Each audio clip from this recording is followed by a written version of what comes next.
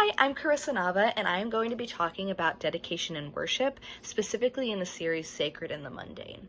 Now, when we think of worship, I used to think of a very traditional sense of worship in a corporate place in church where worship was going on and I was raising my hands, and that was worship. But I remember my entire mindset being changed when I realized that worship was based on a heart posture more than an action being done. And when you change your view on that, many things become worship and an entire door opens up to where you're able to connect with God. And for me, specifically dedication in worship is very hard when you don't understand the best, almost a prayer language or a worship language for you.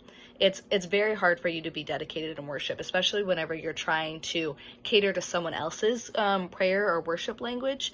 And I realized that whenever we harness the gifts that God has given us, specifically spiritual gifts or things that He's given us that bring a passion into our hearts, that's when we're able to have true dedication in our worship.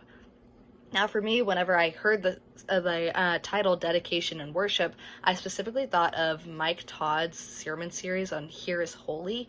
And it's the concept that anywhere that we're at can become a holy ground whenever we face it with a heart posture of truly wanting to worship God. And worship can only be when we're worshiping for God, not for other people to see what we're doing or to see how we're able to use our gifts and harness our gifts, but when we have the genuine heart posture to be used by God and to use our gifts as that worship. Now, for me specifically, I didn't know what my prayer language was or what my worship language was until I realized that what brought me joy was my art and my public speaking. Now, public speaking obviously is a scary thing for a lot of people, and it was very scary for me too. But when I began to approach it as a way to worship God with my tongue and with my words, that's when I became truly engrossed in it and be able to truly love it as a gift that I had. And it's the same with art. Actually, Eden, she really helped me understand that an art can be a gift, but it can also be a form of worship. And that's where I truly understood how well I was able to worship God when I was completely speaking in my worship language. Now, I believe that sometimes we have a tendency to undergird our ability to worship God whenever we're comparing ourselves to other people.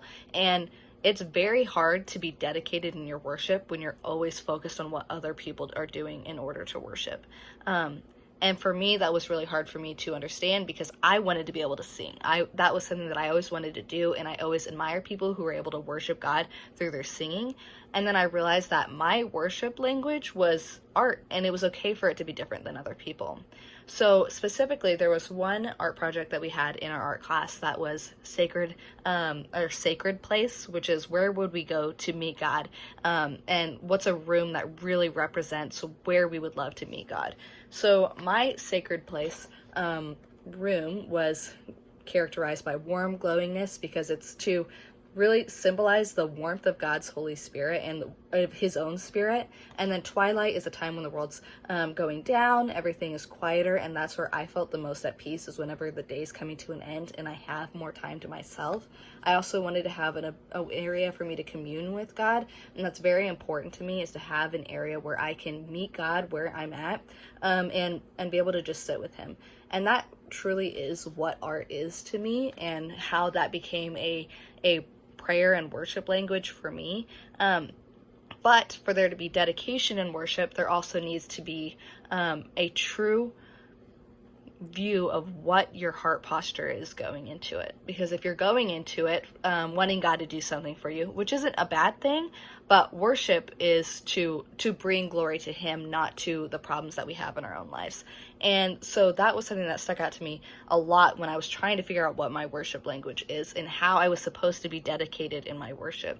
I think also we tend to view our gifts in the way that society values it. And if you know society does not value art very much. And public speaking is an iffy one. People don't necessarily connect public speaking with worship of God.